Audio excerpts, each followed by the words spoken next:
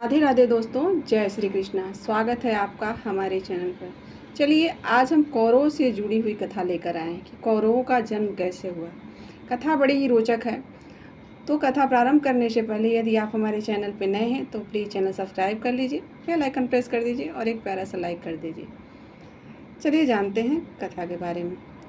धृतराष्ट्र के जैसा कि सभी लोग जानते हैं कि धृतराष्ट्र कब ऐसा मानते हैं कि 100 पुत्र थे, परंतु ऐसा नहीं था। धृतराष्ट्र के 102 संतानें थी। तो गांधारी जब जीवन में एक ही बार गर्भ धारण किया था गांधारी ने, तो उन्हें एक ही बार में 100 पुत्र कैसे हो गए और वह माँ कैसे बनी 100 पुत्रों की। तो आइए इसी रहस्य को जानते हैं। जब आप इस रहस्य के सतह में जाएंगे तो आपको पता चलेगा कि इस समय के विज्ञान के मुकाबले द्वापर का विज्ञान कुछ ज़्यादा ही विकसित था। और यदि आप इस बात को नहीं मानते हैं, चलिए आप नहीं मानते हैं, बहुत लोग इस चीज़ को नहीं मानते हैं कि कुछ द्वापर और त्रेता, कुछ भगवान कृष्ण जैसा कुछ था, सब काल्पनिक चीज़ें हैं। तो भी आप कल्पना करिए कि महर्षि वेदव्यास कितने ज्ञाता होंगे, कितने बढ़िया राइटिंग करते होंगे, कितनी बढ़िया कहानी लिखते होंगे कि इतने सारे पात्र और उन्होंने लिख डाले और इतनी विधिवत सबके जन्म से लेकर सबकी मृत्यु तक के था। और यदि आप मानते हैं इस चीज़ को, जो कि सत्य है, क्योंकि सनातन परंपरा तो सत्य है ना, भगवान श्री कृष्ण तो सत्य हैं। यदि आप इस सत्यता को मानते हैं कि हाँ ये सब चीज़ें सत्य थी और हुआ है, चूँकि प्रमाण भी हमारे पास इस चीज़ का है, तो सोचिए कि महर्षि वेदव्यास ने महाभारत लिखने में क्या क्या नहीं लिखा होगा, क्योंकि जानते तो वो बहुत कुछ थे, उन्होंने देखा तो बहुत कुछ होगा, क्योंकि उनके पास दिव्य दृष्टि थी।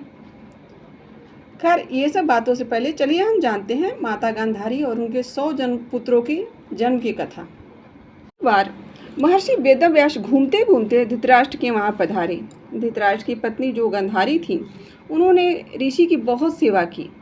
तब उनकी सेवा भाव से प्रसन्न होकर वेदव्यास जी ने कहा कि हे गांधारी, मैं तुम्हारी सेवा से अति प्रसन्न हुआ, तो तुम कोई भी वरदान मांग सकती हो। तब गांधारी ने कहा था कि मैं अपने पति के समान बलशाली 100 पुत्र चाहती हूँ, क्योंकि कहते हैं ना, धृतराष्ट्र को सिर्फ दिखाई नहीं देता था, वरना उसके अंदर इतनी ताकत थी, उसमें 1000 हाथियों का बल था। इसीलिए धृतराष्ट्र के समान ही गांधारी को 100 पुत्र चाहिए था। व्यास जी ने तथास्तु कहा। उन्होंने कहा ऐसा ही होगा।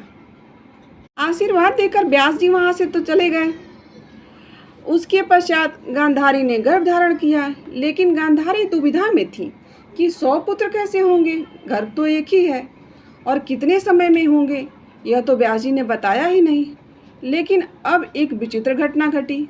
गांधारी को गर्भ धारण किए हुए पूरे 2 वर्ष बीत गए, लेकिन प्रसव का कहीं अता पता नहीं था। ना ही उन्हें कोई प्रसव पीड़ा हो रही थी और ना ही कुछ इस तरह के लक्षण दिख रहे थे कि अब उनका समय आ गया है उनके बच्चे के पैदा होने का। यह देखकर गांधारी कुछ घबरा गई। और उसी बीच में एक और घटना घटी। किसी ने आकर खबर दी कि माता कुंती ने एक बहुत ही तेजस्वी पुत्र को जन्म दिया है। महाराज युधिष्ठिर का जन्म हो चुका था।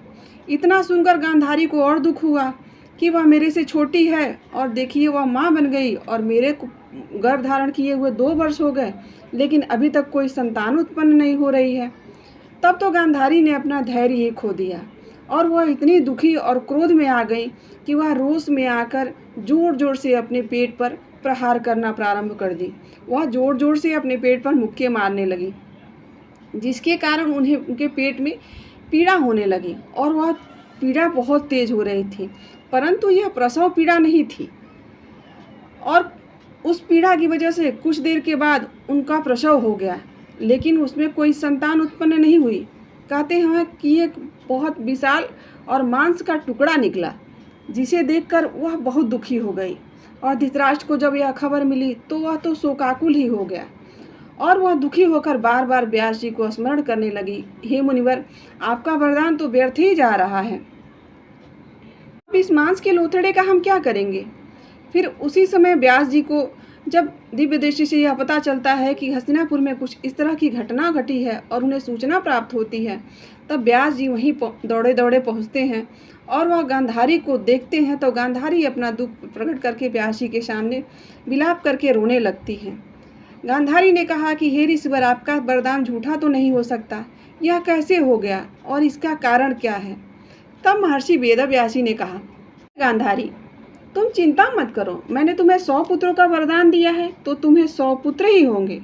और व्यास जी ने तत्काल प्रभाव से 100 मटके मंगाने को कहा। मिट्टी के 100 घड़े व्यास जी ने मंगाए और उन्हें उन मटकों में घी भर दिया और ठंडे जल से उस जो मांस का जो पिंड निकला था उसे धोया गया और उसे 100 बराबर टुकड़ों में विभाजित किया गया और फिर एक एक टुकड़े को घी से भरे हुए उन मटकों में रख दिया गया।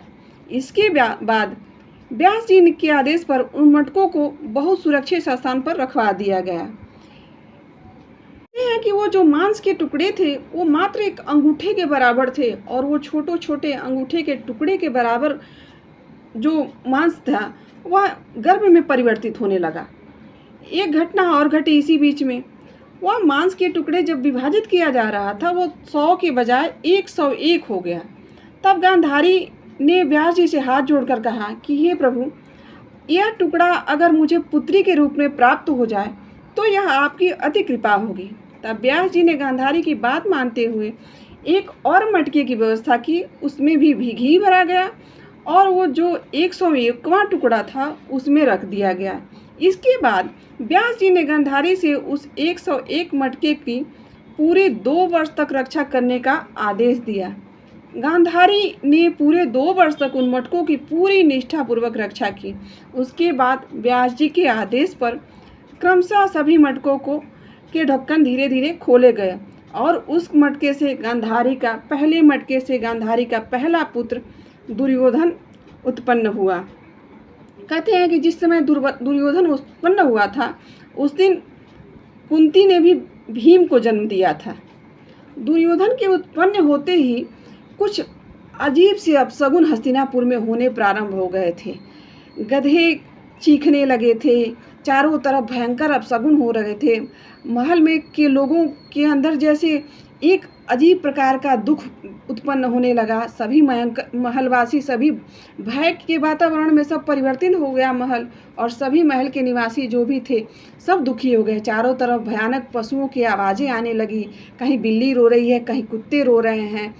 तो इस तरह के जब अपशगुन ब्राह्मणों ने देखा वहाँ के हस्तिनापुर के, तो सबको लगने लगा कि यह क्या उत्पन्न हो गया कि इस तरह के भयानक अपशगुन होला। आखिर हस्तिनापुर में ऐसा क्या होने वाला है कि इतने बुरे अपशगुन हो रहे हैं।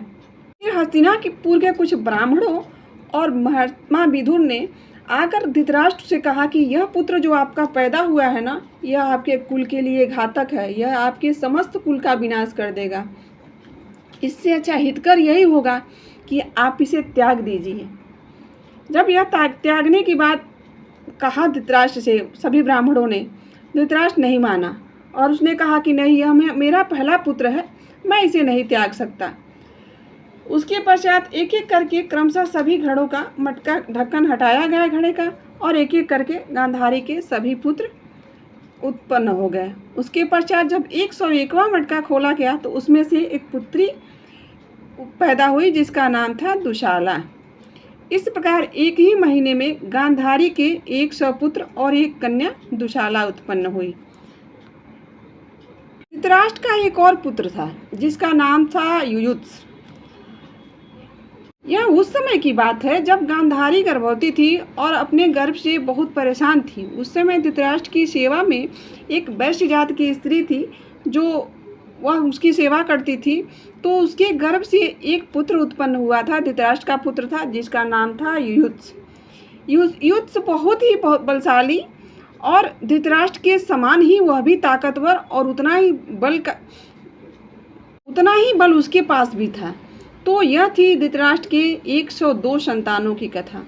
दोस्तों, कथा कैसी लगी कमेंट करके ज़रूर बताइएगा, और कहीं भी त्रुटि रहे तो वो भी जानकारी दीजिए, और अच्छा लगा हो तो हमारे चैनल से भी जुड़िए।